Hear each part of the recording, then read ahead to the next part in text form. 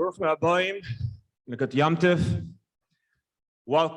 to the panel/question and answer session in continuation of the Iberleben Mivtza, which many of you here, or all of you actually, participated in over the last few months.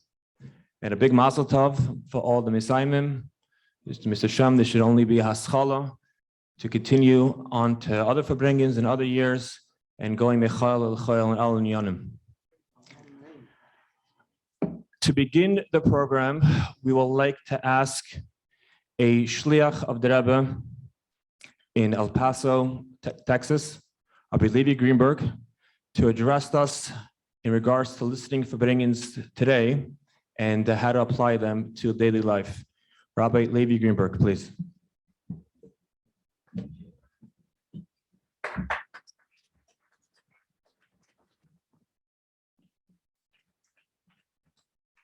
I remember always hearing that Yud Shevat is Rosh Hashanah Kashrus. If you listen to the first Farbrengen, it's not the first, but the Farbrengen of Yud Shevat, Tafshin Yud Aleph, after the Maimer, so the Rebbe says, you're going to have to work as well. Yeah, don't think that I'm going to do the work for you. You're going to have to work yourself. And the Rebbe says, I'm not going to hold back. I'm definitely going to help. However, if you're not going to do the work yourself, vet nicht helfen, as me vet geben ksavim, reden, singen anigen und sagen l'chaim. The Rebbe said, if you're not going to do the work yourself, the fact that I'm going to give ksavim, the fact that I'm going to speak, sing anigen, and say l'chaim is not going to help. Today in Tafshin Pei Beis, we're marking 72 years of Der Ashvi, and we still have a job ahead of us. To be mamshich the Shechina Lamata, to bring Mashiach. And the Rebbe said that he will help us. We're going to have to do our part, but the Rebbe is going to help. And it seems that in that Sikha, the Rebbe indicates how he's going to help. He's going to give ksavim. He's going to give Torah to learn, the Sichos, Maimorim, etc. And then he describes a Farbrengen, Reden, Singen Anigen, und Sagen l'chaim. This is my personal observation that a chassid in Der Ashvi,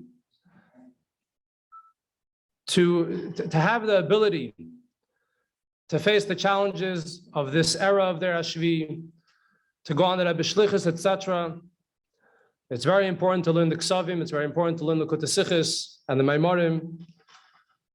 But there's also the idea of the Farbrengens. The fact that the Rebbe Farbrengs so many hours. The fact that as the years went on, the Farbrengens became even more often. The experience of the Farbrengen itself was integral and essential. And many can ask, I'm going to hear about a Farbrengen and hear how Farbrengens worked, and the Yuds, the Chavs, the Lamids, the Mems, but it's history.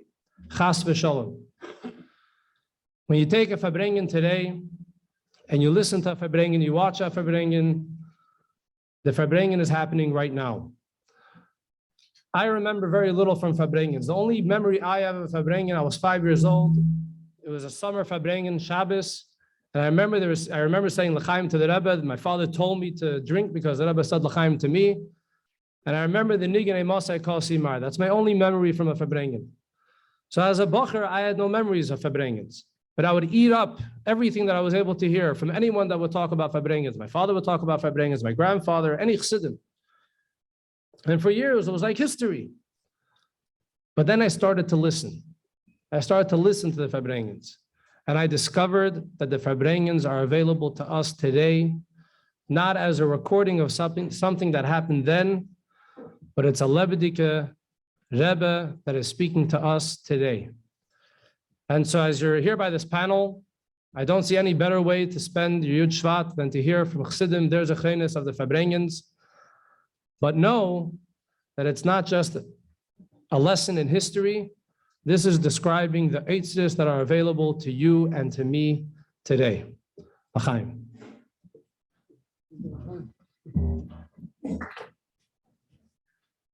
So the primary way of how the Rebbe communicated with Chassidim throughout the years was by the Farbrengens.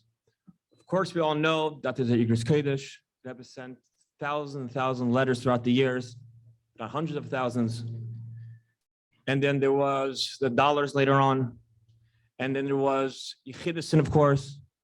But the primary way of how the Rebbe would sort of express himself, worldviews, and be mevarer different chalakim and Torah, that was all through the Farbrengens, we all know. This often could be compared to the fact that a person, when they walk into a dark room, the Rebbe would actually often use this mashal to describe the ufta of Chassidus and in general the lichtkeit of Torah. When a person walks into a dark room, everything is there. He might think a chair is a pot. He may not know exactly what everything is, but he can't obviously see anything or notice what anything is. However, when the person turns on light, the same things are still there, of course. However, now there's a lichtigkeit. There's a sense of clarity. The same thing is in regards to Rebbe's Farbrengens. The Rebbe addresses literally every single issue that one may encounter, whatever stage in life you are. Befrat, Tmimim, Bachim Yeshiva, Talmidei Yeshiva, the amount of sichas which the Rebbe devoted specifically to Bachrim, especially in the earlier years. It's a message for us that if you want to truly have the Rebbe's perspective on various issues and on various ideas in life, it's only through the Farbrengens. So let's jump right into the panel. I'd like to introduce the panelists today, starting from the first on the table, Rabbi Aharon Blesofksy. Rabbi Blesofksy will be addressing the late Yuds and the Chafs of his childhood memories of then as well as Rabbi Sholom Duchman, who was a Bacher who grew up in Karnheis and was a Bacher in the Lamids, who can give us a sort of a feeling of the vibes of those Farbrengens. And then as well, later, moving on to the Lamids, onto the Mems, we have Rabbi Yosef Lu, Shliach of the Rebbe in Peachtree City in Georgia, and he will be addressing the Mems. Then finally, Rabbi Mendel, Shliach of the Rebbe in Minnesota, will be addressing the Nuns. So, Rabbi Blesofksy, you were zeichet to grow up in Crown Heights and be by the Rebbe in the early years of the Nisias, in the later years of the Yuds and early Chafs. If you could please address us of how those Farbrengens first of all were really situated, and as kind of just bring us into the room of those Farbrengens in the early years. I'll tell you, I'll say exactly what I remember about the Yuds. In the Yuds, I was born in Yud Aleph, so the Farbrengens were in the Zal till they built the shul downstairs. Big Farbrengens were in the Shalash, where there was no roof. There was a tarp at the top. But I was a boy, and the Zal was so packed, I don't think I ever made it inside, literally. If I did, I don't remember.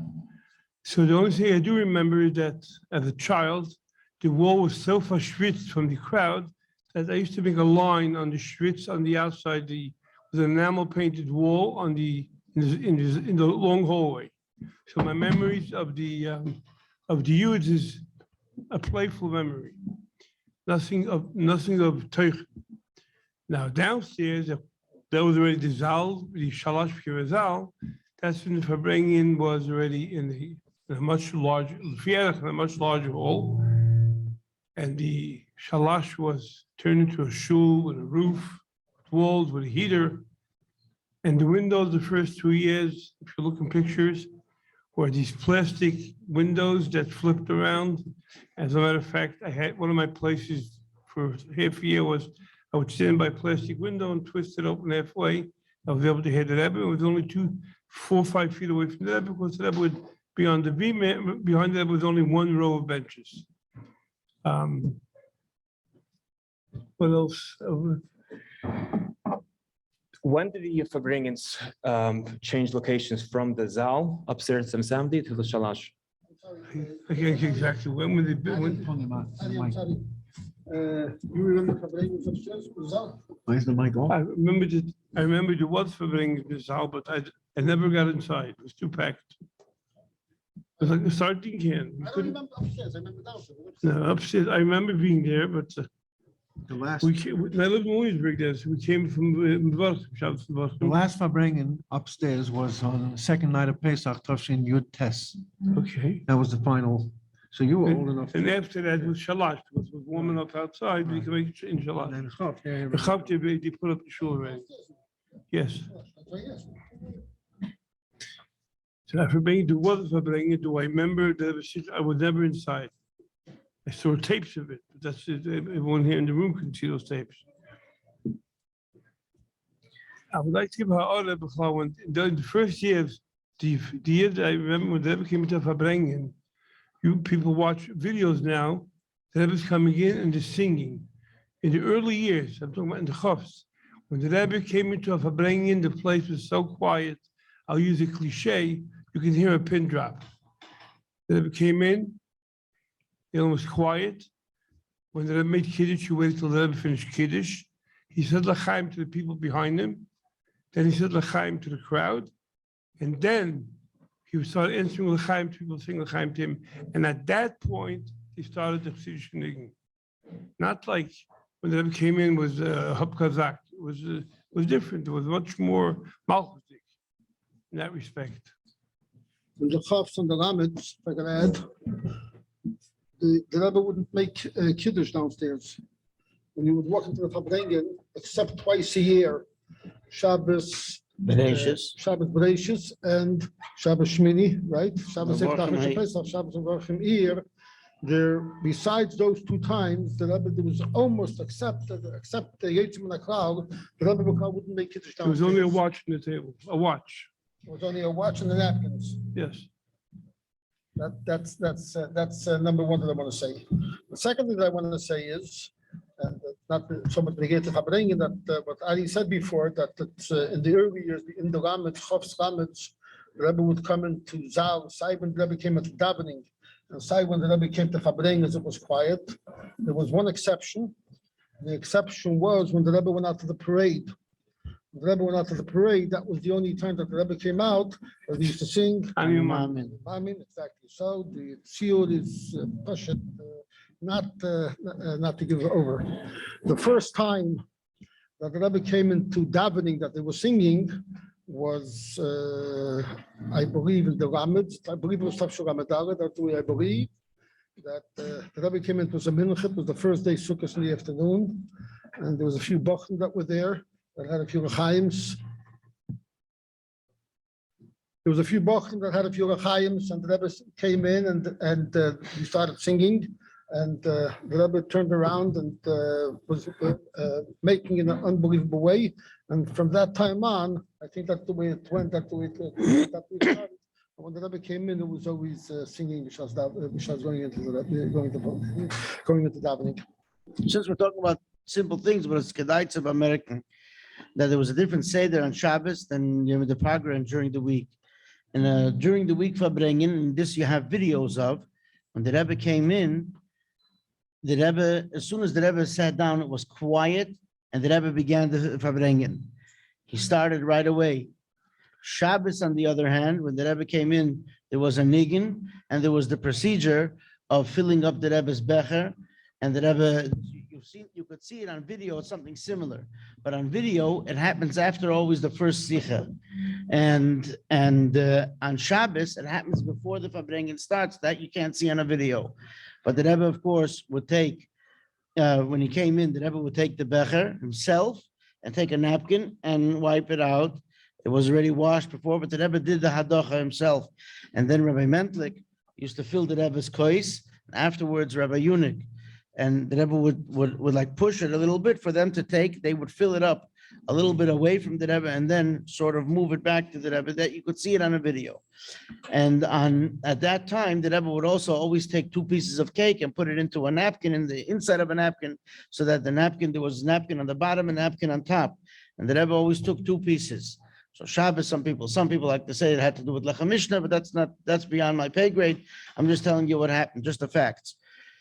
And You didn't mention, they always said Yeshkeach every time. that's after when Rabbi Mendel brought it back, the Rebbe would Always said and he would nod his head also. You could see that also on the video that Rebbe would say Yeshkeach. If we go back a little bit earlier, just to how, although I'm representing officially, I think the nuns, and this didn't happen in the nuns for whatever reason it happened. Well, it happened, but through someone else. But and I do remember the Farbrengens and the Lameds as a boy and the Mems even as a bocher also. Although I'm younger than Rabbi Lou, my cousins are gesund. When one of the anticipation before the Farbrengen began, you know, we say on Pesach, Ilu kirvonu lufnei ha'asina v'lo nasan lanu es ha'torah dayenu. The anticipation and as the crowd grew, the Olam didn't come. If the Farbrengen was at 9:30, hardly anyone came after 9 p.m. A few people came. So in other words, the Olam was already there by and large by 9 o'clock, a half hour before. Now this I don't remember. This certainly Rabbi Duchman and Rabbi Blesofksy certainly remember that in the days before the Indoor Clean Air Act, people used to smoke. But at 9 o'clock, Rabbi Eliyahu Simpson used to bang on the table and say, Was it 9 o'clock, 9:20? 9:20? Not earlier. He's saying, "Ofer and smoking." The Rebbe geht bald allein, look good and smoking. It looked like everyone stopped their smoking because when the Rebbe came, it should be already clear. But in later years, they weren't smoking then. But on a Shabbos, people were still making kiddush and this and that. In the later years, the nuns that I do represent, people were sitting already from Friday night for Shabbos morning in their places of the Farbrengen. The whole part of the shul to the Rebbe's left. The Rebbe's right still had to be set up like the davening. But even then, people were standing there to make sure they have the places. There were benches for orchim, especially in the big Farbrengens. It was expanded a little bit, depending on the Yom Tov. The biggest Farbrengen ever, in terms of downstairs in 770, as a Farbrengen, was Yud Shevat Tofshin Mem. That was wall to wall, literally. There was people at both walls of 770. It was the only time in history. And outside, people outside. People were outside also. But by a Farbrengen, that was the biggest crowd ever. So it's interesting. The later years, we know the Rebbe would Farbring every Shabbos.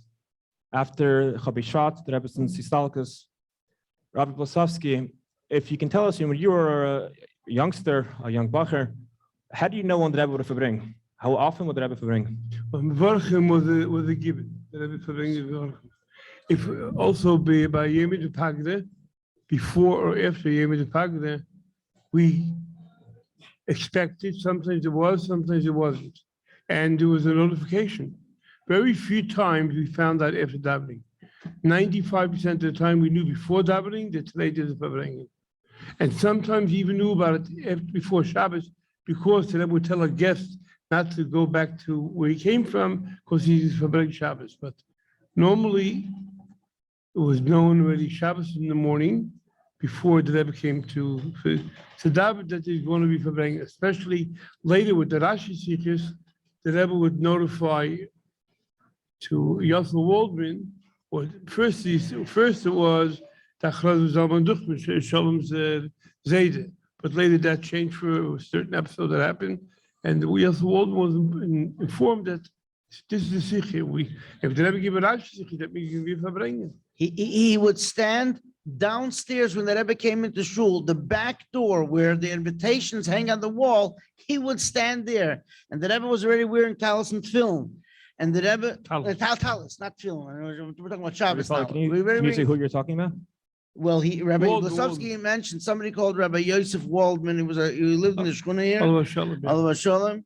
And he had a koch in the Rashi Sikhs for whatever reason. In the earlier years, he used to even write into the Rebbe a lot. He used to give in a note. Would the Rebbe be so kind as to tell us which Rashi he's going to discuss? The people should learn it and be well versed in this Rashi. But and for whatever this is, I'm talking about even in Memches. I'm talking about as late as Memches, that he would stand by that spot, and especially on a Shabbos when you didn't know if there's going to be a Farbrengen or not, and when the Rebbe would just stop for a split second by him and turn to him and tell him, this.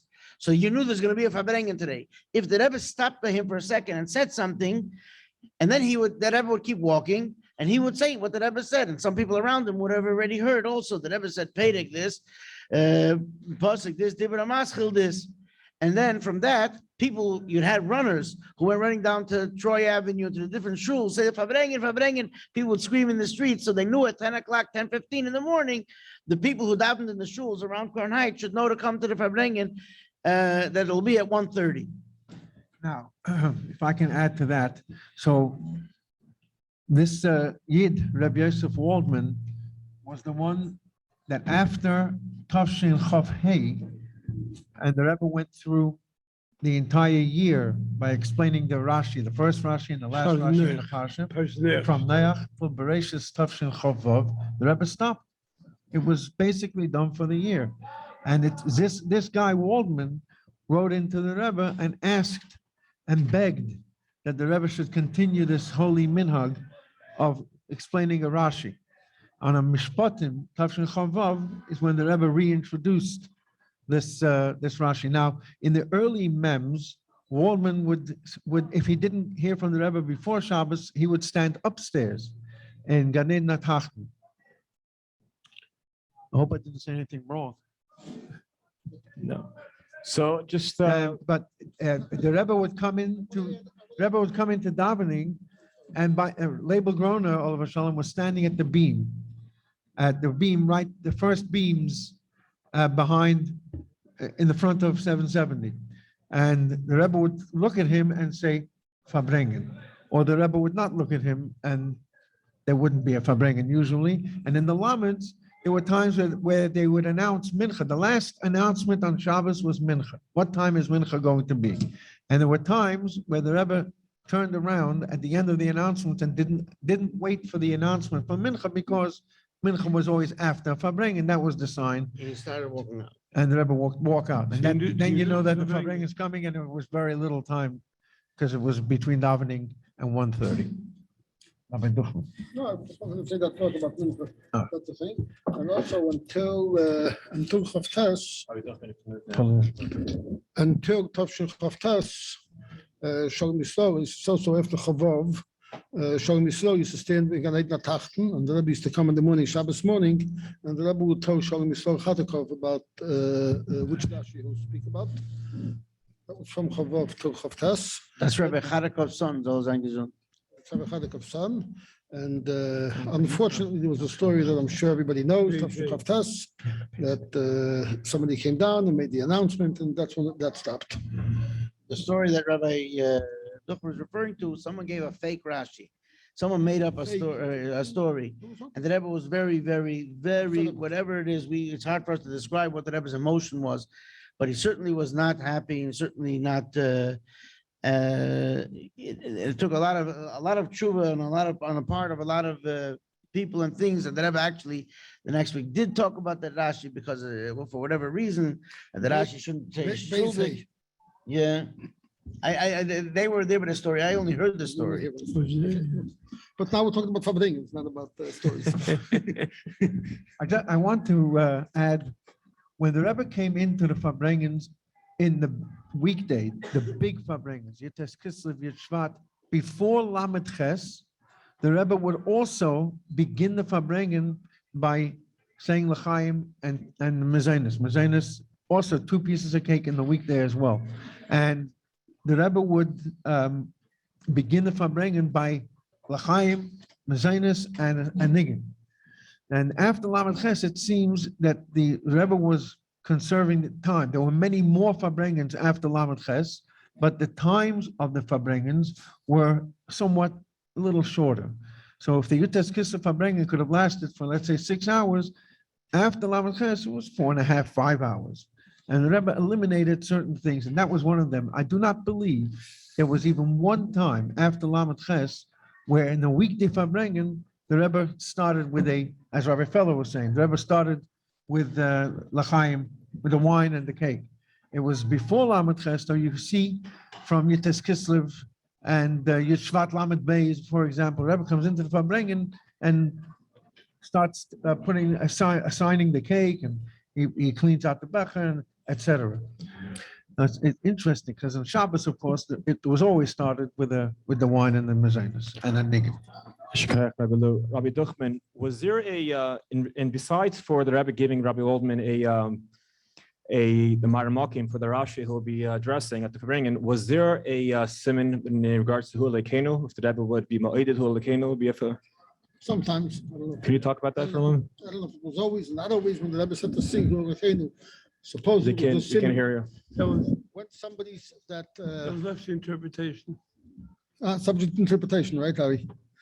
Dan zegt men gered, sag mal, that met die zungen horen geen bekrouw is always, it Except, depends what. except this time. When we were Bachrim Chavtas and Lamed in Newark, starting from Sunday, this Shabbos for sure is going to be a Farbrengen. That's the way it started with Dan Haga. The fights with Dan Haga started the whole week.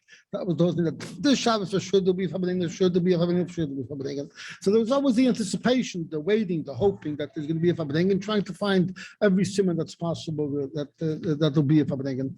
Like you say, until hopefully that the Rebbe is not going to say Mincha, and the Rebbe is going to walk out with the Farbrengen.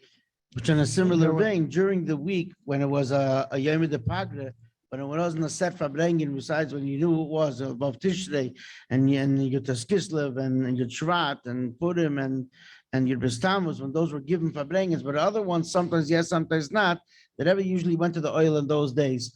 And when he came out to Mincha and Maidev, he come out upstairs to Beis Medrash, if he was still wearing the silk kapota, you knew there was a 99%, it was 99 point something, it wasn't 100%, there was once or twice that he didn't, but that was 99% that is going to be a Farbrengen when he still had on the Zaydin kapota for Mincha.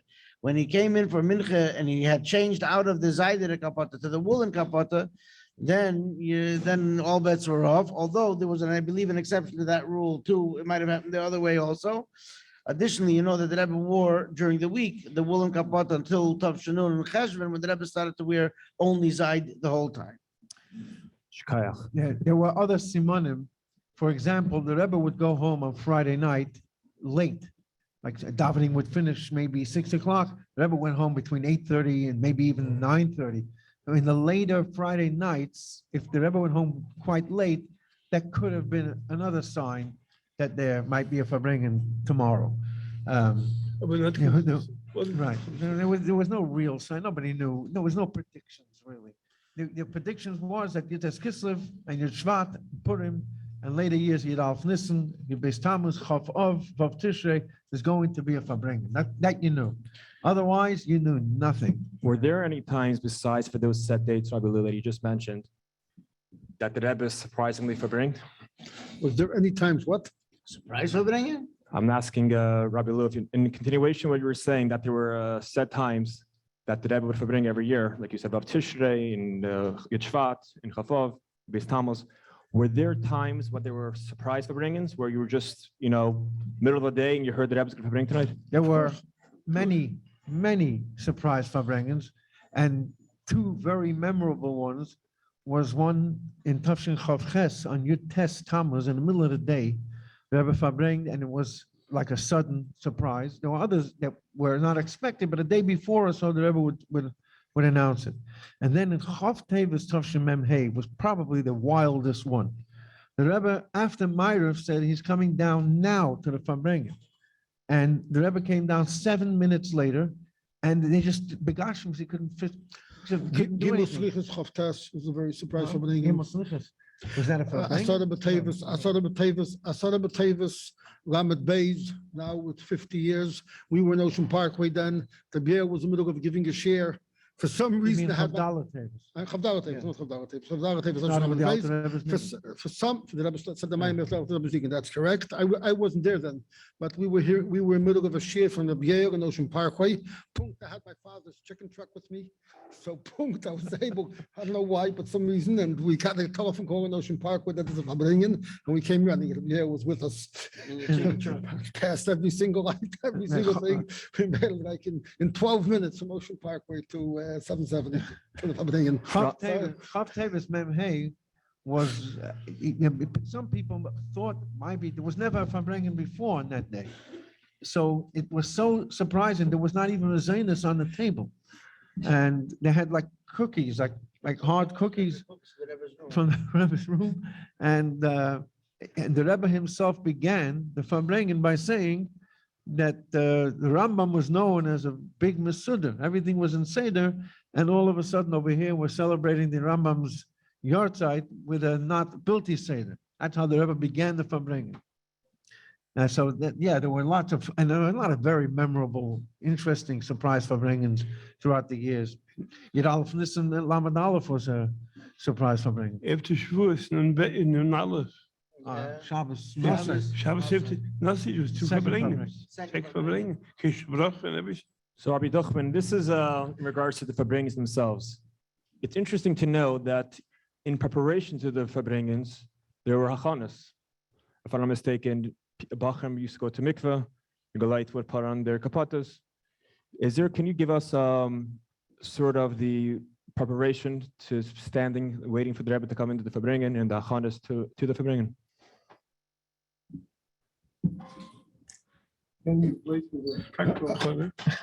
And that's, again, another thing is getting the place. Can you describe that Avira? What do you want to fight about? What do you want to talk about? The fights? What do you want to talk about? The fights, the chazakis? What? The preparation for the With Farbrengen. preparations, okay, to make sure that you're rested. I mean, the Farbrengen was a very, very tense. It was a very, very tense time, especially for Bachram. You had to concentrate, be focused and concentrate for hours. Something that Bachram usually are not accustomed to. Pre-ADD days. Yeah, even the pre-ADD days. All right. Anyway, so it was so Pasha Duchman, and so it was Pasha very, very. First of all, to hear every single word from the Rebbe, to be able to connect to the Rebbe, to follow the Rebbe. So it was a very tense, very difficult time. So first of all, Pashat Begashmius, Bachram, of course, tried, but of course there was the Hachane Ruchnis, like you said, going to the mikveh and v'churu.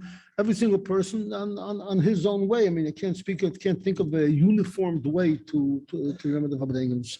The uniformed way was to listen to every word, to try to and to be focused. And again, this was to walk out and to know exactly what the Rebbe said, and to be in tune with what the Rebbe said. Thank you for sharing that. I can say that there was an excitement before basically every Farbrengen, because the Rebbe was going to come in, sit for 2 or 3 or 4 hours, and there was going to be Chidush Torah and who knows what. But there were certain Farbrengens where there was a tremendous excitement. Yud Aleph Nissen was always a very exciting, the new niggin and the people, it was like Erev Pesach Offenwelt, it was just a lot of very beautiful feelings. The Eibishter, thank the Eibishter for the Rebbe's Gesund, etc.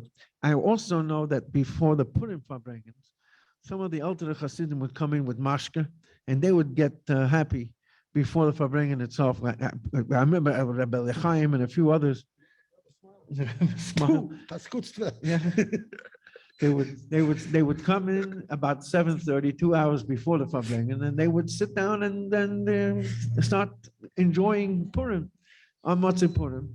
A lot of the Bachrim had been out Mivtza, and they were just trying to catch themselves a breath or two.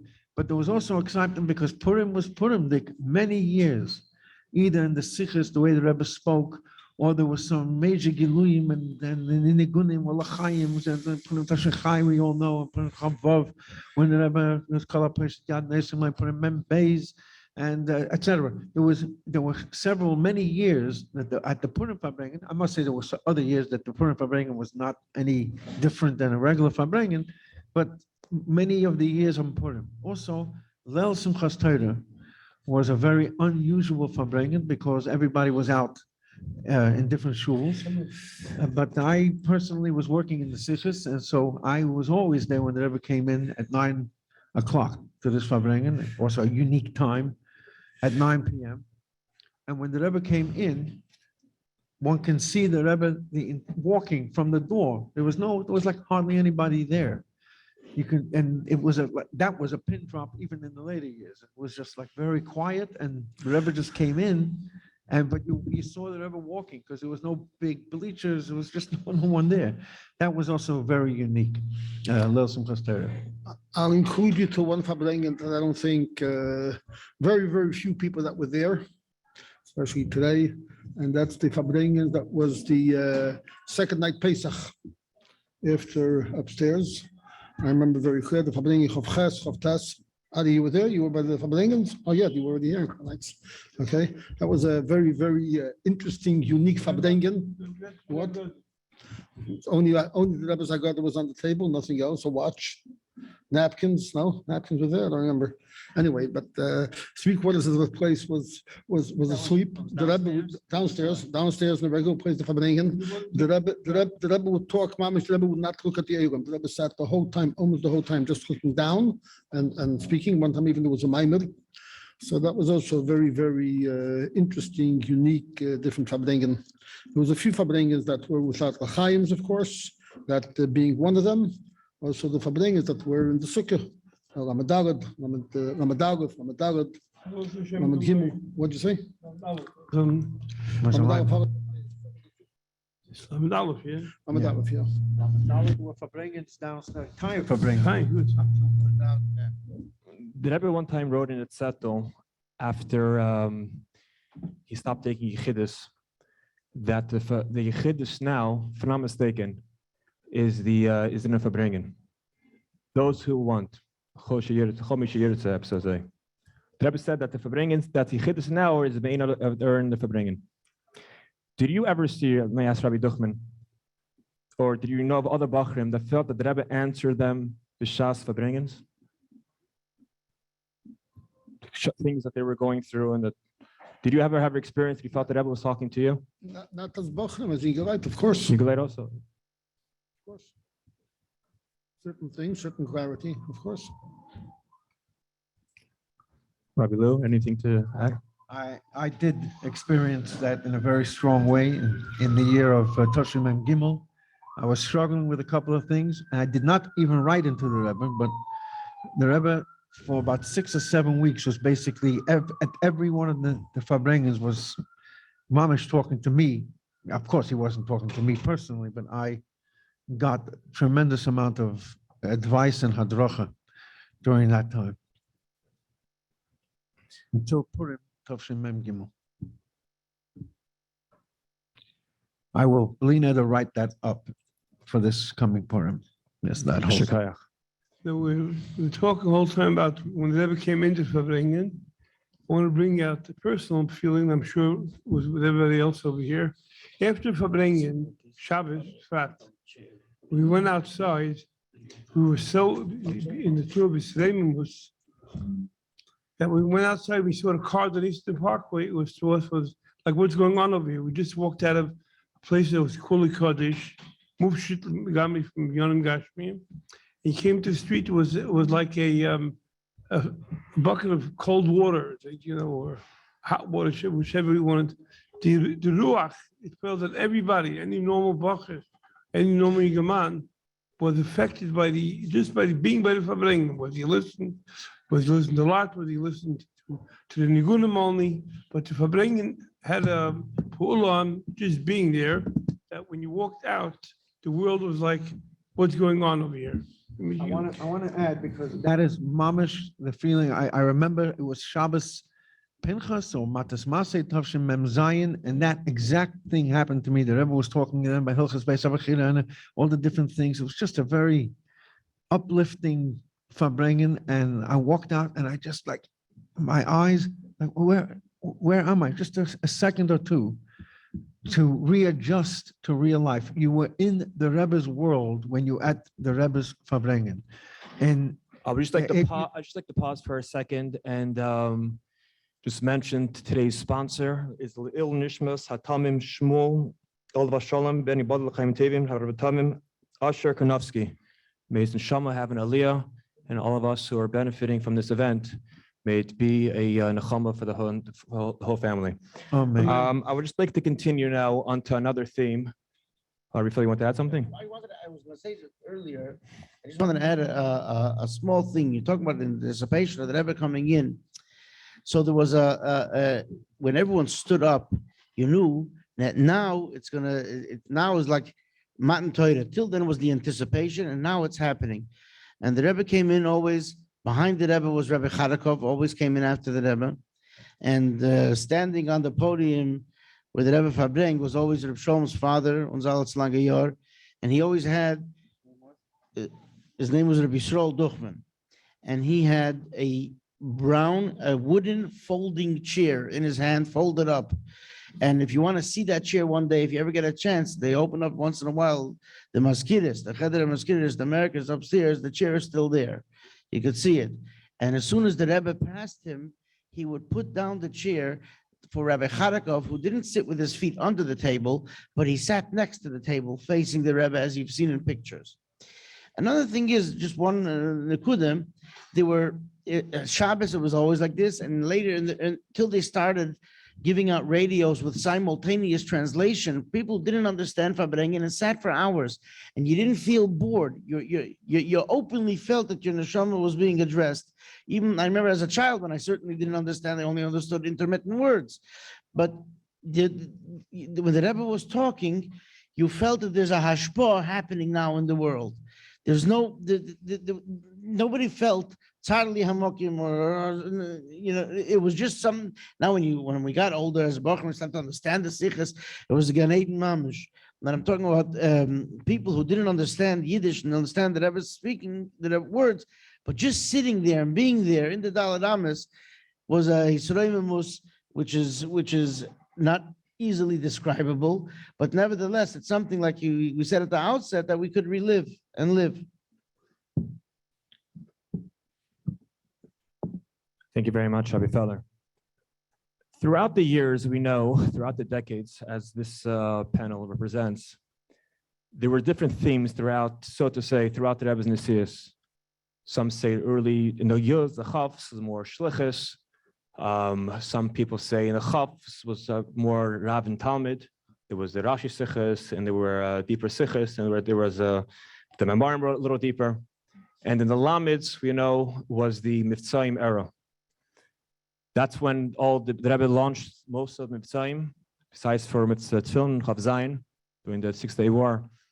But I want to ask Rabbi Duchman, in that Tekufa, in Tafshin, when you were Bachar, Tafshin Lamed Daled and Lamed Hey, there was a few months that there was non-stop Farbrengens.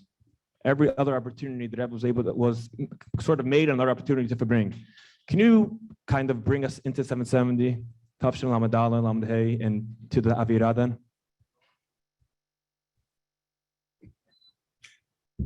If I could bring myself, and I would pay anything to bring myself back to the Avirah.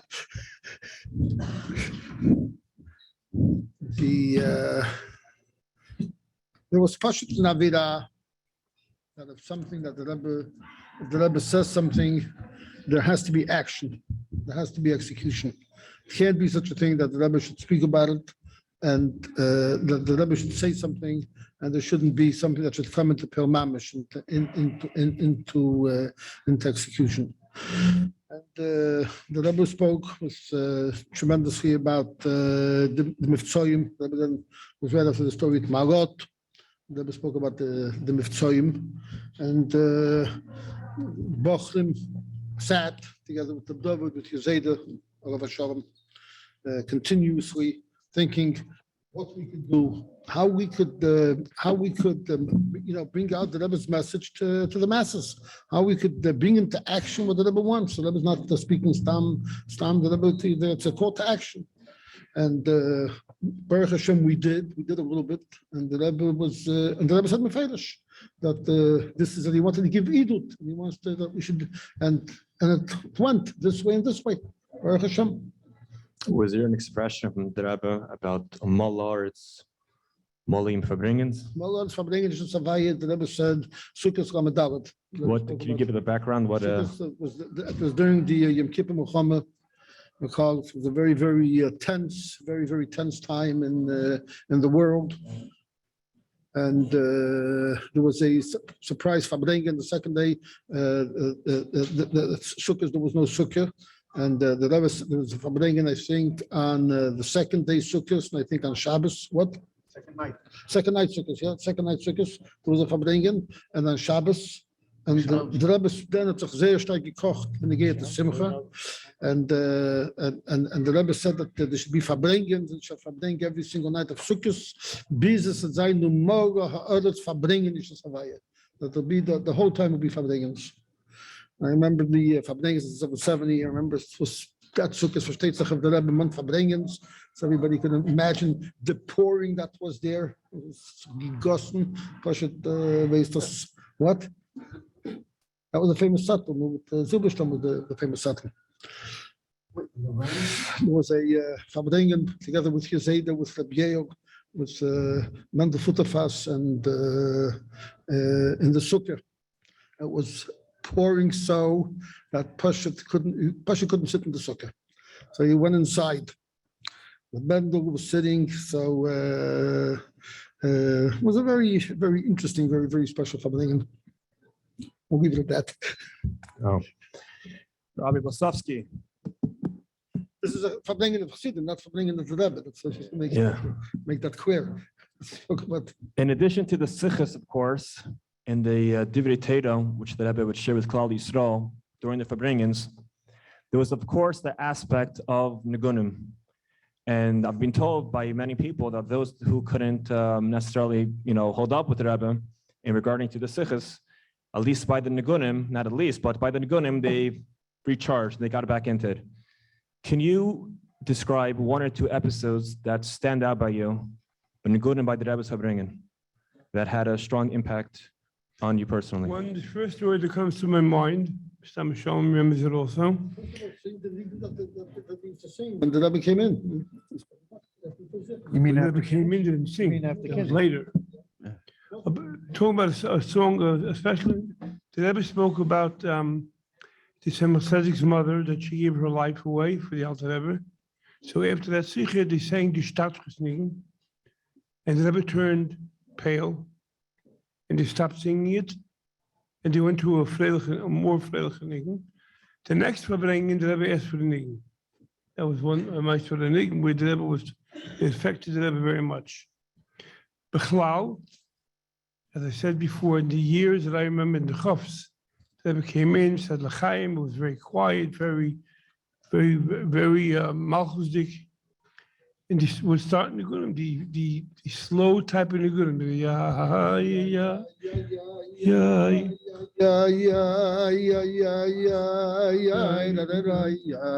type of nigurim. Who started them? Rabbi. Yeah. They always started the first nigga.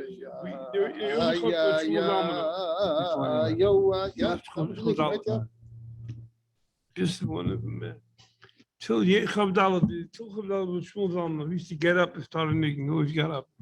He stood next to Yale. Yale used to be on the Rebbe's left side. Till that sikha, where the Rebbe told him he should go to the Talmidim. In The first thing, but afterwards, He's a Heshkia or Yale. Once in a while, Mendel Baumgarten. Yeah. It was his job, it was Heske's job, and Mendel Baumgarten was a substitute, or Eli Lipsker. Maybe they don't know, but they made a vad. They made a vad for the good. Yud Ches, they made a vad. Toshin Yud Ches. They made a vad. Aharon, you said there were two episodes. What was the second that stands out? Second stands out with the Nigunim. I think it was when Shmuel B'Tzalel Altis came. That's an interesting story. That happened the Yidich of Zayinuch of Ches. Shmuel B'Tzalel Altis is a chassid that lived in Melbourne, Australia. He's originally from Nikolaev. It was Mishpachta, was Mekuruv to Beis Harav. He was Chassidish Neshama, he was a big menagen. I don't know if he expected to be here for Shabbos because, I don't know, he was wearing a suit, quite a light color, a gray suit, but a Farbrengen, and a gray hat, but a big fat black artel. After the second or third sikha, the Rebbe finished, he didn't get a coup from the Rebbe, I was there with the small elam. He started, he got up behind the Rabbi, who was sitting to the Rebbe's right on the bench, and he put his fingers in his thumb, he closed his eyes, he sang a niggin, a valach that's the Rebbe's Zayda's niggin. And the Rebbe did something then out of character, meaning something the Rebbe only did twice a year. The Rebbe always sat at the edge of the chair with his elbows on the armrests. Shabbos Bereshis with his older mitzvahs, or Shabbos Pashas Mishpatim, when Yechon Gordon would tell a story, and later on with Shimon Goldman, that would sit back in the chair, would lean back. when Shmuel Salov sang this nigun, the Rebbe did the same thing. He sat back in the chair, and the Rebbe had a look of like he's going back. I mean, the Rebbe's word I can't read, but it looked like the Rebbe was enjoying it immensely. He sang a balach, and the Elam didn't know it. So basically, he sang the whole nigun by himself. Which nigga was it? So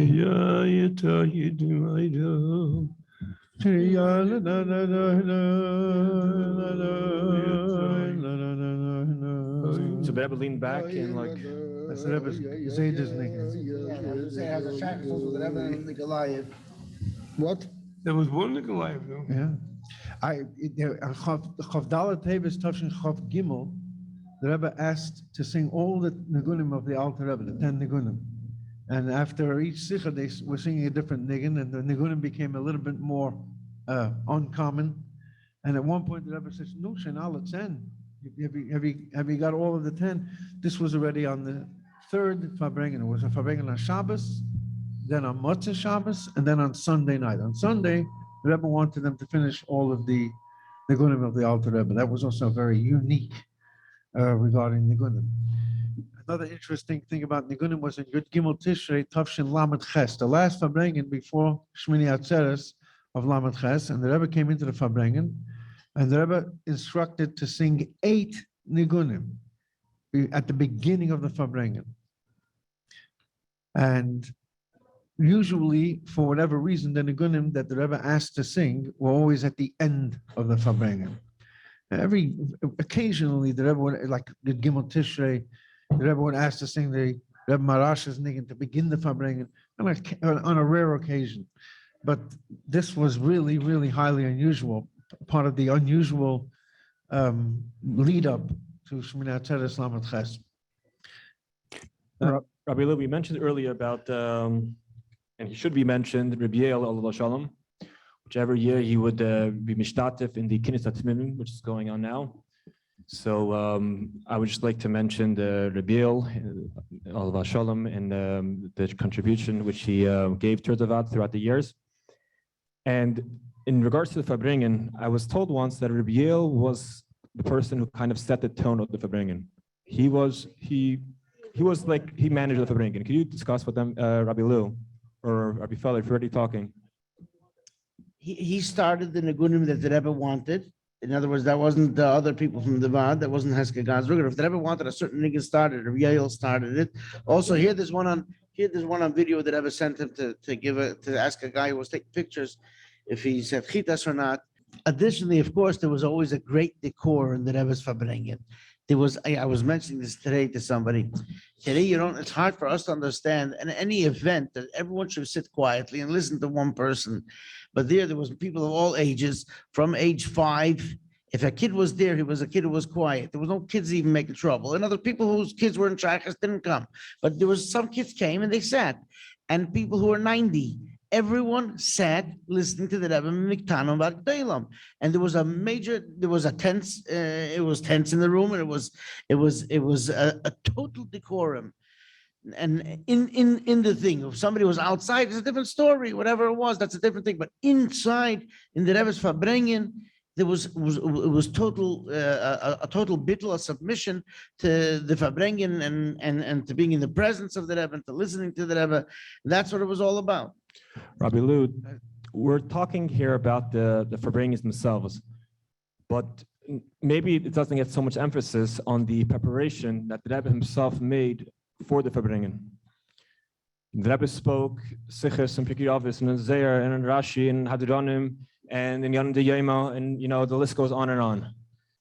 Do you recall ever hearing something in regards to the Rebbe himself, how he prepares for Farbrengen, or how he's matriach himself to give over the Eibishter Dvar Hashem?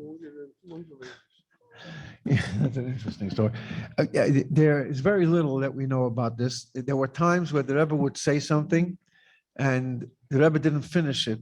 He was relying on the next Farbrengen. And the questions would be asked by the people who were writing the sichos, like, what did the Rebbe mean? The Rebbe would say, I haven't, wait till after Shabbos or something. On Erev Rosh Hashanah Tavshin Mendel, the end of Mendel, So it was Erev Shana Mem Hey, Chavtes Elul Mem Daled. The Rebbe was answering some questions that had been asked about something the Rebbe said a week or two before. It had to do with smicha and the continuation with smicha. This Farbrengen you can hear on the tape, or there might even be a video of this. And the Rebbe then said that he prepares to Farbreng a certain nekudas. He puts together, the Rebbe said this, that he prepares himself by preparing points to say. And sometimes, mitzad nevius hamoichin, because the mind keeps on running, you can sometimes fall into a different subject or introduce a different subject and not go through all of the details and how they fit with the previous subject. And that can lead to questions. And the Rebbe said, instead of listening to my words, follow the context, because this was obviously not something that I prepared to say before the Farbrengen. It was something that came up during the speaking of the Farbrengen. So we got a little glimpse into that. And we previously said, when we get to the Rashi, that if we get to the Farbrengen on Shabbos, and if the Rebbe stayed a little longer on Friday night, it was thought that could lead to a Farbrengen. In other words, the Rebbe was, I guess, preparing. We know very little about the preparations of the Rebbe to the Farbrengen.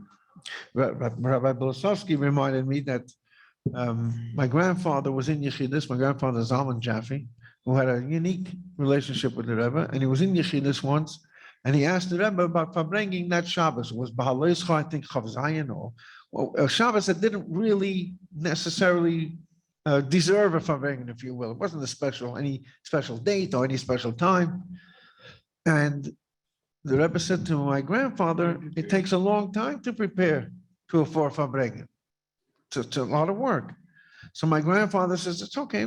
Usually you speak for a half hour and we sing the niggin for 5-10 minutes.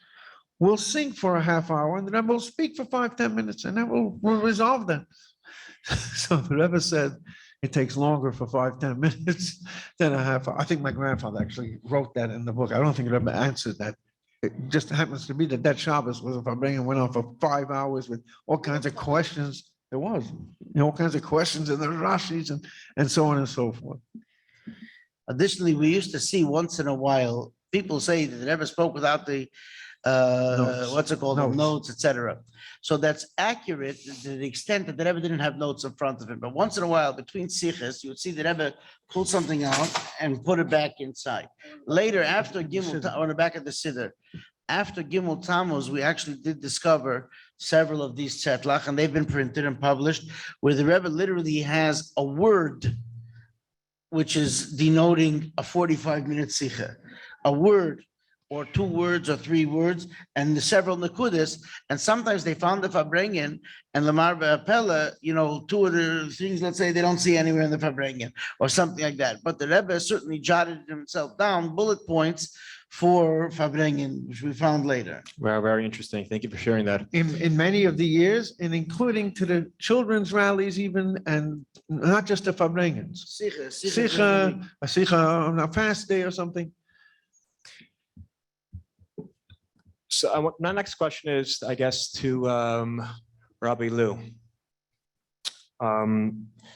Throughout the years of Rebbe's Nesius, we find very often that there were times that the Rebbe wasn't so happy with Chassidim's conduct during the Farbrengens, or even worse, like the Rebbe sometimes even had to close his eyes not to see people yawn. Does anything come to mind how much the Rebbe invested in the Farbrengen, that if there was any disturbance, the Rebbe took it personal in a way? all kinds of things. For touching Chav Hey, the Rebbe was Farbrengen every Shabbos, and the Rebbe was complaining that people were sitting there, they weren't used to this. We're sitting every single Shabbos afternoon at the Farbrengen, and people were sleeping. So on Shabbos Chayesara, they took out all the benches, and so you could, if you didn't sit, you weren't going to sleep.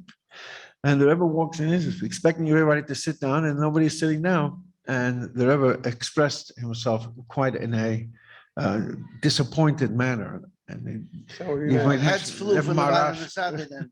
Let's just put it that way. The Rebbe changed around the Bada Masada at that time.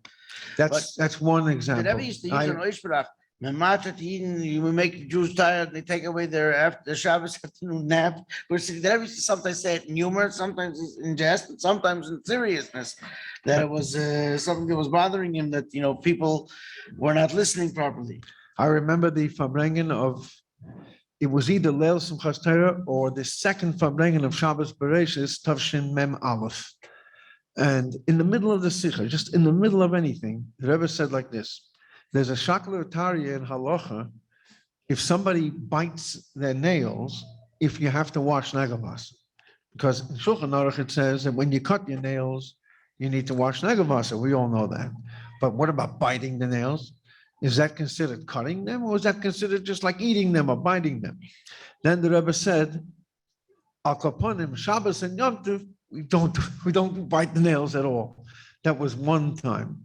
Another time, I remember the Rebbe say to somebody, "Gay Vashen the hand," who was During the Farbrengen? during the Farbrengen in the middle of the Sikha. So that was when they get to either biting the nails or cutting, or he might have scratched. I don't know what the person did. I wasn't looking at the person. Tell me, Joel Jacobson, I don't remember these stories. tell the book, stop touching the chandelier. Middle of Sikha. Go ahead. Could you say that on the mic? I wasn't there. Once in the middle of a Sikha, the Rebbe turned around to Jacobson, told him to tell the Bacher that it's the chandelier is Muktzah Shabbos. Wow. Chandelier is Muktzah on Shabbos. Yeah, touching the chandelier. There was all kinds of things. And of course, there was some complaints about people who were not paying attention properly. I remember a particular one of the sharpest sikhs I've ever heard was on Shabbos Miketz Tavshin Mem Daled, Shabbos Chanukah. And then Shabbos Vayeshev was a long Farbrengen, the first part of the Farbrengen. Then the Rebbe rushed the second part of the Farbrengen very quickly. He only asked the questions on the Rashi and on the Zohar, and the Rebbe wrapped up the Farbrengen, and the Rebbe said that next week there'll be the answers to this question.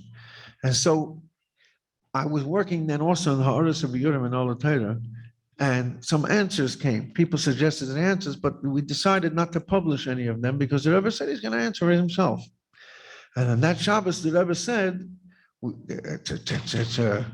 it's a custom to learn a Rashi, and also when we can live in Shuldik, we're still from the previous, from last week. And then the Rebbe got into something that was very, very, very sharp. The Rebbe spoke very low. The Rebbe was not screaming. The Rebbe was like on a low tone. And the Rebbe said, we're sitting over here ready for many years, decades, and there's not even one answer that was suggested by the people. Not one answer that somebody could have suggested. And what's the point of coming down here and matter in Yidden and making Jews work hard? He says, I could sit in my room, and he said, the Rebbe Rashab once said that he can learn the Likutei Torah and the head and atzmos. He can feel the Eibishter. The Rebbe told the story of the train, that if you're not hooked to the engine of the train, then you're going to sit in the carriage and you're not going to go anywhere. You're not connected in other words to the Rebbe. And then the Rebbe said like this: next Shabbos there will not be a Farbrengen. The Shabbos after that, which is Vayechi, there will not be a Farbrengen again. The Kumendik Shabbos Nochdem, the Shabbos after that will also not be a Farbrengen. And then the Rebbe said, the Eibishter geholfen, that in the fourth Shabbos is Shabbos Mevorchim. To them, will man in them euch gereya sein? Do you want to do something to lessen that experience as well? Those were shocking words. And when the Rebbe asked the questions in the Rashi, the Rebbe answered them. But on Shabbos Va'era, the next time there was a Farbrengen, the Rebbe asked the questions, and he said he's leaving these questions for the people here to answer.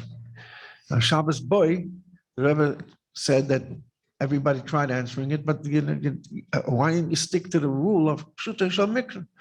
Shabbos Boy, the Rebbe asked the questions, didn't answer them, and Beshalach, the Rebbe said, you started off answering it, and then with Fafirti, you went off somewhere. Shabbos Beshalach, again, the Rebbe asked the questions. It was in today's Chitas, Mikdash Adnai Kainenu Yadechon, Rashi says, Azokif Gadol. And the Rebbe asked the questions, and on Yisroi, the Rebbe said that you got the answers right, and that was the end of that idea of leaving behind questions so that people can answer. Thank you very much, Rabbi Lou. Rabbi Duchman, and one of the, an aspect of the Farbrengen was, I think until perhaps Lamed Ches, you'll correct me, was sending in a bottle of mashke before Shabbos to say l'chaim with the Rebbe. The Rebbe would give you some, and you'll explain how that process worked. Growing up, I think, especially your bar mitzvah, there were certain times that we would shtel the bottle. Can you give us a little background of that?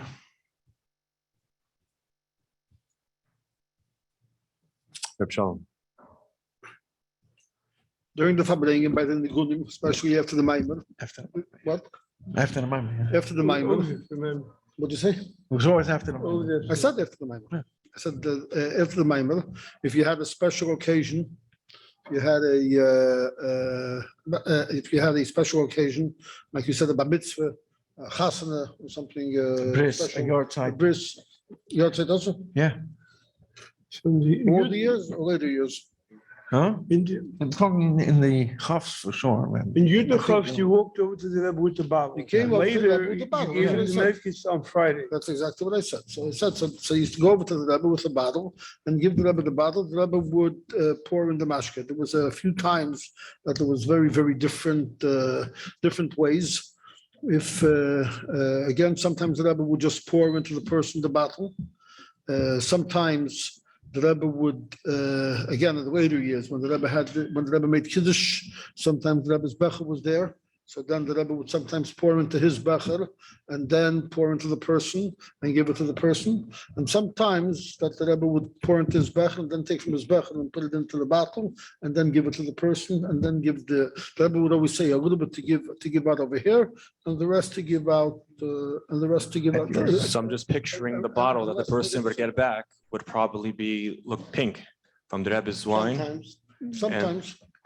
Sometimes Rebbe would pour wine into the bottle. Sometimes it was like that, yeah. Sometimes the Rebbe's Becher ended up being so filled with Sometimes vodka. Rebbe's Becher. Sorry? I heard from Rabbi Yale, very, very interesting thing, okay? Heard from Rabbi Yale, I remember when the Rebbe spoke the Farbrengen about Benedictine. There was a time that there was one Farbrengen that the Rebbe said that he shouldn't put Benedictine on the table. Neuer Chav Zayin. Huh? Neuer Chav Zayin. Mein Tisch wird es nicht so. Rabbi Yale told me that that Shabbos, if you walked over with a bottle, he said he was a Mason Lev. If you walked over with any type of bottle to the Rebbe would pour into the person, would just pour to the person. If you brought a bottle of Benedictine that Shabbat that the Rebbe by the end of the Farbrengen said not to put Benedictine anymore, the Rebbe put it into his cup, took from his becher into the bottle and gave it out. That was different than Benedictine than all the other bottles. So Were any of the panelists zeicha by their bar mitzvah? Were any? Of the four panelists here, can you describe the experience as a bar mitzvah bacher going up to the Rebbe with mashke? I guess we'll start with Rabbi Blesofksy as these. You went up with your father and that was. Sorry, they can't hear. You went up with your father, the father would, you had the bottle with you. Well, my bar mitzvah, the father gave the Rebbe a bottle. The Rebbe gave a father l'chaim, gave me l'chaim. I don't remember if he put in his becher or not. He said l'chaim, the ungewünschen, the and other things, and that was it. I'm going to change the subject, something you asked before, and before I forget. You asked if anything ever happened at Farbrengen that was interesting. One Farbrengen, in the middle of Farbrengen, two Chassidim got into a slight disagreement. Not important who they are. They're both Sheikh Leofer, and they were sitting right in front of the Rebbe. So one, in his anger, took a bottle of wine or whatever, and the Rebbe saw the bottle flying in the air. I don't know if he meant to use it, but he meant to scare the guy. The Rebbe saw it. The Rebbe stopped the Sikh in the middle. He said, "Bet him, you should stop the Farbrengen now." He aced that. Yeah, he aced. Okay. He started sich. He finished sich, and the Farbrengen and I think 10 to 3 or 10 Dat is de mijne. Ik vind het zich is dat is niet de mijne. So the Rebbe ended the Farbrengen. Huh? The Rebbe ended the Farbrengen, Ja, right? ze zijn verbrengen. Your mitzvah kavod, you didn't get your mitzvah. I'm sure I got. He said if I remember. I remember Shabbos Nosai Tavshin Lamed Zayin was a Shabbos before my bar mitzvah. And I went over with my father. My father had the bottle. And the Rebbe opened up the bottle, did not pour it into his becher. And I was standing, the Rebbe was sitting here. I was standing right at the table and my father was standing next to me. And I put out my hand with the cup, the empty cup. And the Rebbe like sort of, no, you pointed to my father. He said, he has to get it first. And the Rebbe poured for my father, then the Rebbe poured for me. And the Rebbe said, "Zoals endigen de hachonis deine bar mitzvah in a chassidischen Eifen."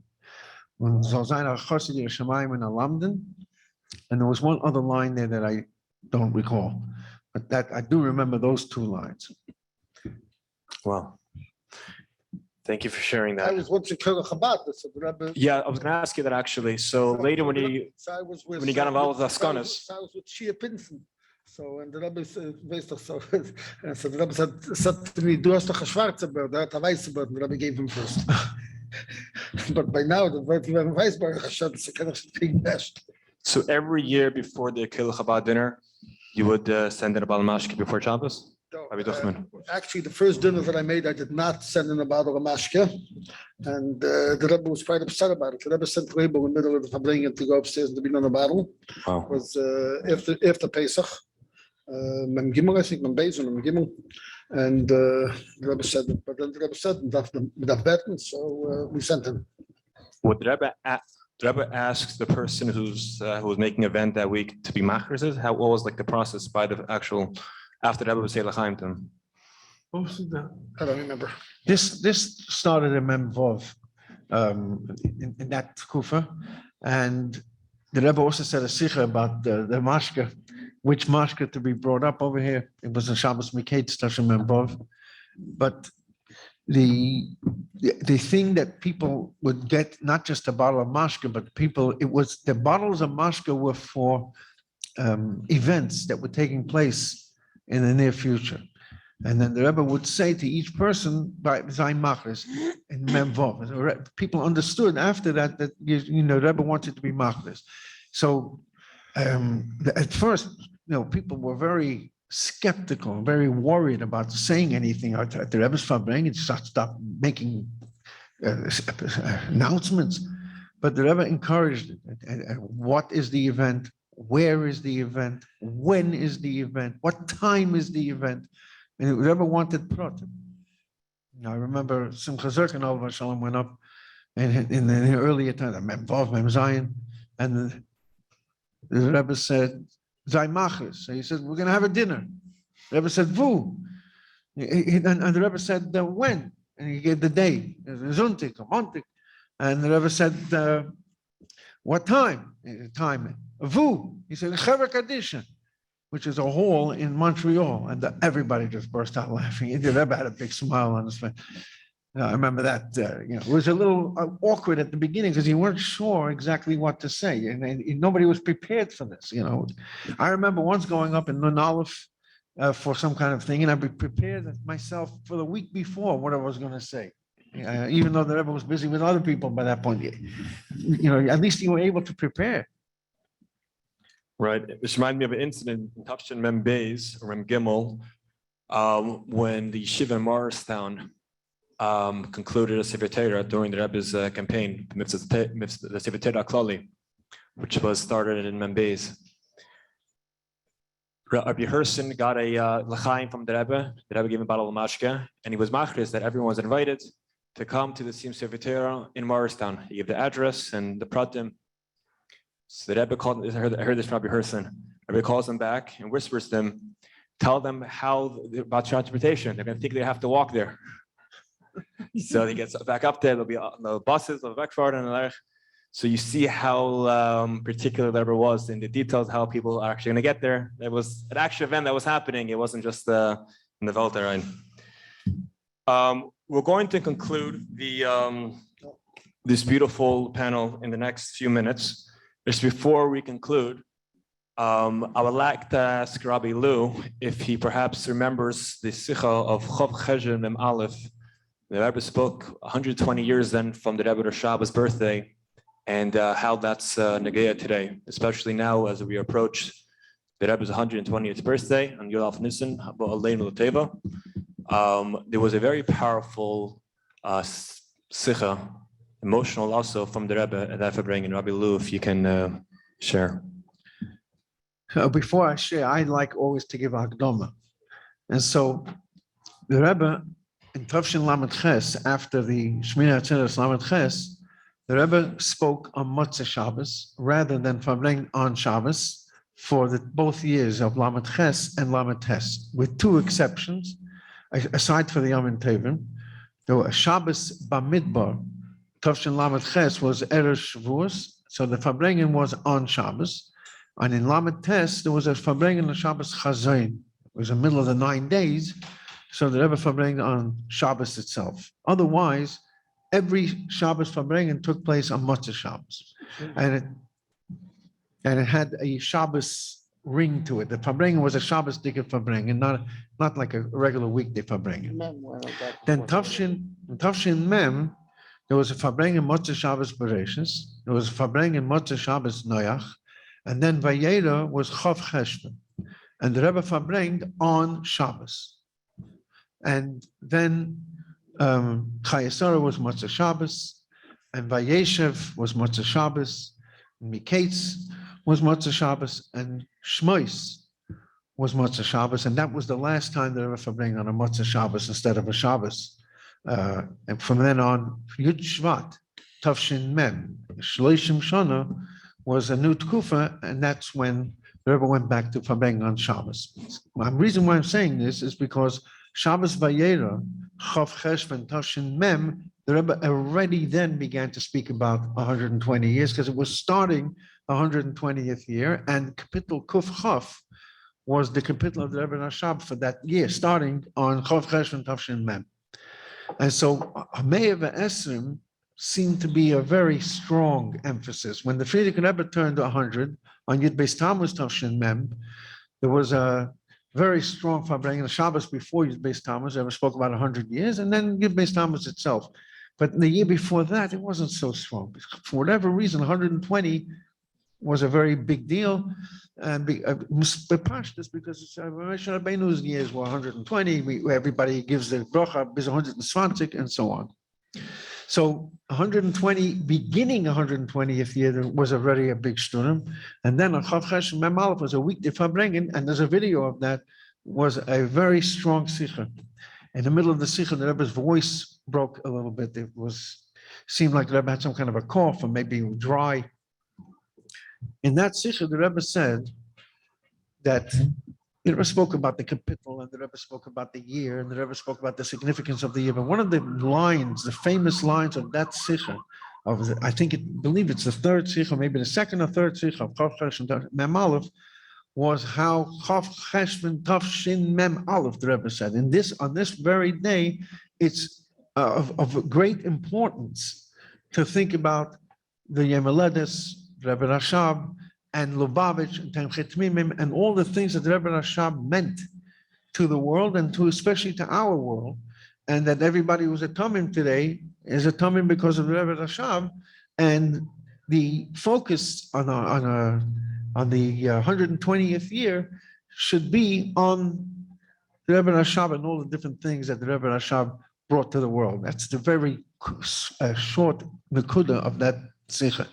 So you can imagine Yud Aleph Nisan is in 3 months exactly from tonight, and we have an extra month this year. It's not 2 months as it always is, but it's 3 months, and you could just imagine how many things we can focus on Yud Aleph Nisan. But in order to do that, you need to be prepared for this, because there's a goal to set Lakutei Sichos, and there's the Mamorim, and there's the Igris, and then there's the Rishimus, and so on and so forth.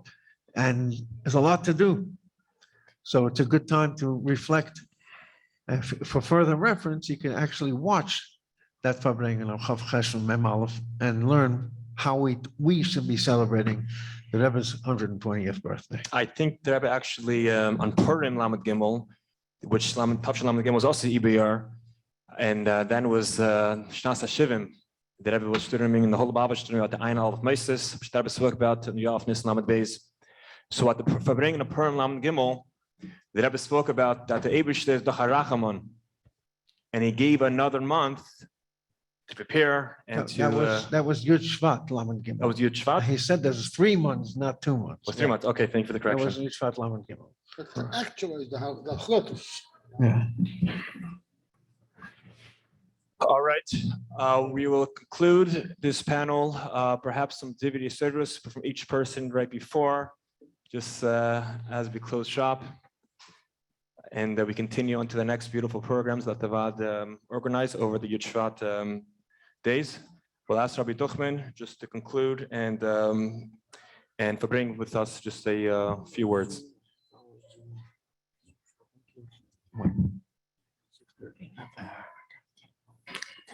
Pil Mamish. No words. No words, speechless. Okay, Rabbi Feller.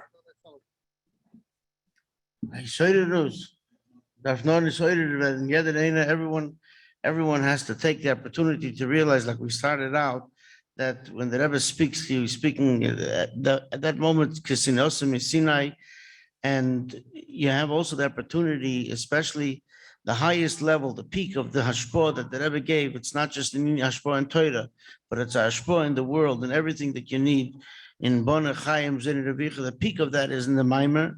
And if you look, every single Maimer that Rebbe mentions, Kol Echad V'Achas MiYisrael, every single Yid.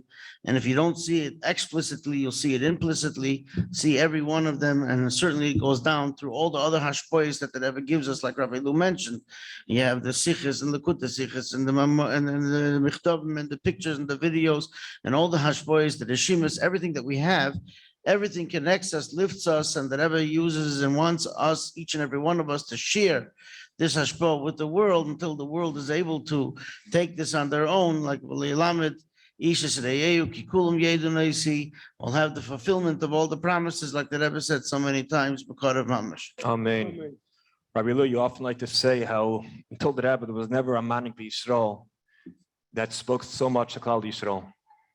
Sai in letters and Sai in Farbrengens and Sai by Stender Sichas and Sai by every opportunity that the Rebbe had to speak to Klal Yisrael, the Rebbe took it. So I want to ask you, not ask you, but you can address that theme, that Australian that we have. Yeah, no Gadol B'Yisrael spoke to kids. No Manik Yisrael. No Manik Yisrael.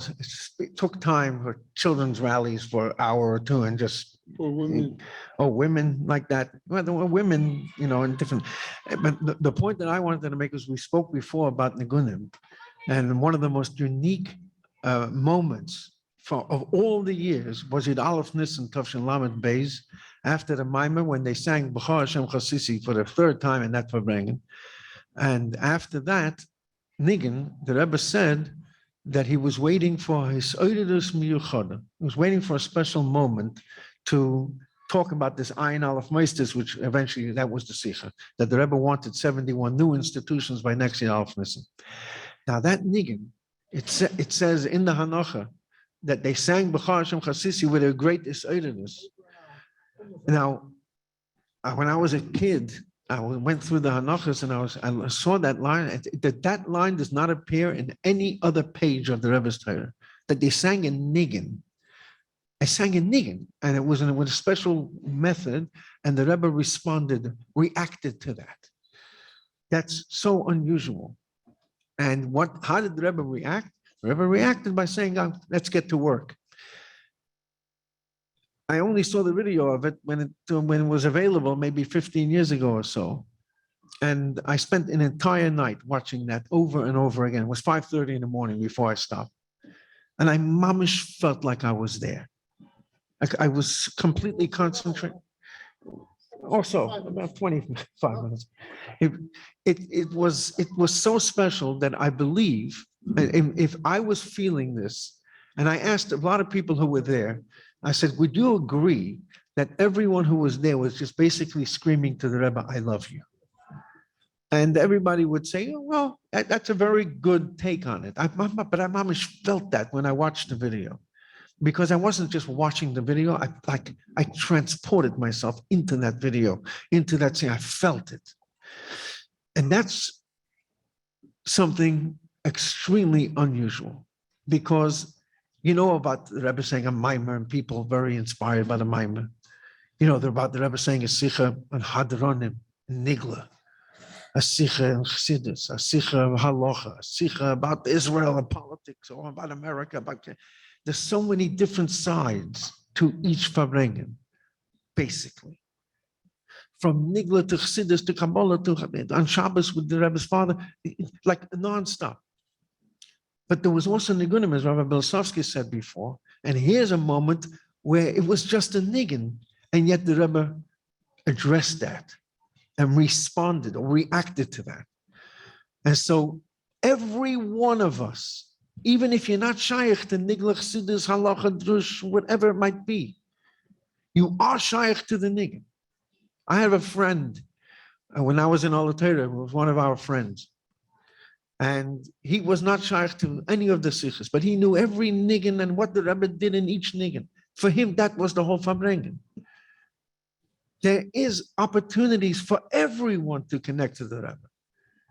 He coming up to 120 years, it's all right, the mimer is too far-fetched for me. I don't have any patience for the mimer.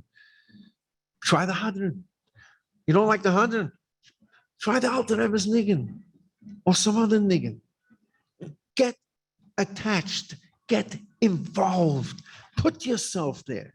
We have videos. No other God will be Israel who taught Torah, and it's on video. You can do it. You can all be part of it.